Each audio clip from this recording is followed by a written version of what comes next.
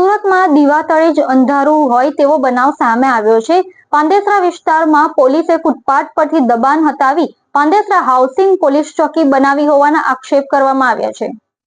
સુરતના પાંદેસરા વિસ્તારમાં પોલીસે પોલીસ ચોકીનું ગેરકાયદેસર પાકું બાંધકામ ફૂટપાથ પર ઊભું કરી દીધું છે। નવાઈની વાત એ છે કે આ બાંધકામ માટે પોલીસ વિભાગે કોઈપણ જાતની પરવાનગી લીધી નથી।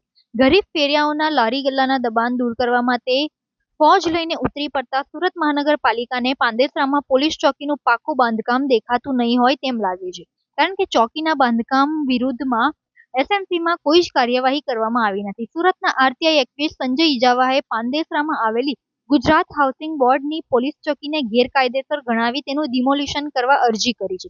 ગૃહ રાજ્યમંત્રી હર્ષ સંઘવી, પોલીસ મહાનિર્દેશક વિકાસ સહાય, પોલીસ કમિશનર અનુપમસિંહ ગહેલોત અને સુરત મનપા કમિશનરને મોકલેલી આ અરજીમાં સંજય ઇજાવાએ ગેરકાયદેસર ચોકીને તોડી પાડવા વિનંતી કરી છે। સંજય ઇજાવાએ આક્ષેપ કર્યા છે કે પોલીસ ખાતાએ કોઈપણ કાયદેસરની પરવાનગી લીધા વગર માર્જિન છોડ્યા વગર ફૂટપાથ પર દબાણ કરીને ઇમારત બનાવી લોકોને ખોટા સંદેશા આપે છે, જેથી આ ઇમારત તાત્કાલિક ધોરણે તોડી પાડવી જોઈએ। પોલીસ ખાતાએ ગેરકાયદેસર મંજૂરી લઈને નવું કાર્યાલય બનાવવા સરકારે હુકમ કરવો જોઈએ। આ ઉપરાંત ગેરકાયદેસર ઇમારત બનાવવા પાછળ જવાબદાર અધિકારીઓ સામે કાયદેસરના પગલાં ભરવા જોઈએ તેવી પણ સંજય ઇજાવા દ્વારા માંગ કરવામાં આવી છે। સંજય ઇજાવા સામાજિક કાર્યકર્તા અને આરટીઆઈ એક્ટિવિસ્ટ છું।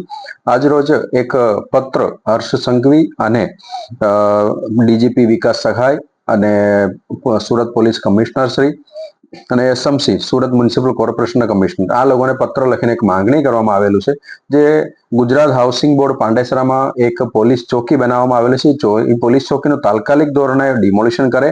કારણ કે એટલા માટે માંગણી કરી છે, આ જે પોલીસ ચોકી છે એ ફૂટપાથની ઉપરથી બનાવવામાં આવેલું છે અને જ્યારે પણ આપણે બિલ્ડિંગ બનાવતા હોય છે ત્યારે બાઉન્ડ્રીથી જે રોડના જે સરફસ હોય છે લિમિટ હોય છે ત્યાંથી 3 મીટર માર્જિન છોડવાનું કમ્પલસરી હોય છે, પણ અહીંયા 3 મીટર છોડવાની વાત દૂર છે, પણ ફૂટપાથ ઉપર પણ બિલ્ડિંગ બનાવી દીધું છે। 1 મીટર આગળથી બનાવ્યું છે એટલે રોડ પર 1 મીટરનો અત્યારે એન્ક્રોચમેન્ટ દેખાય છે, નડતર રૂપમાં અત્યારે દબાણ અત્યારે થઈ ગયેલું દેખાય છે અને આ હાલતમાં અત્યારે ગુજરાત હાઉસિંગ બોર્ડના જે પાંડેસરા પોલીસ ચોકી છે એ ઉદ્ઘાટન માટેનું રાહ જોઈ રહ્યા છે।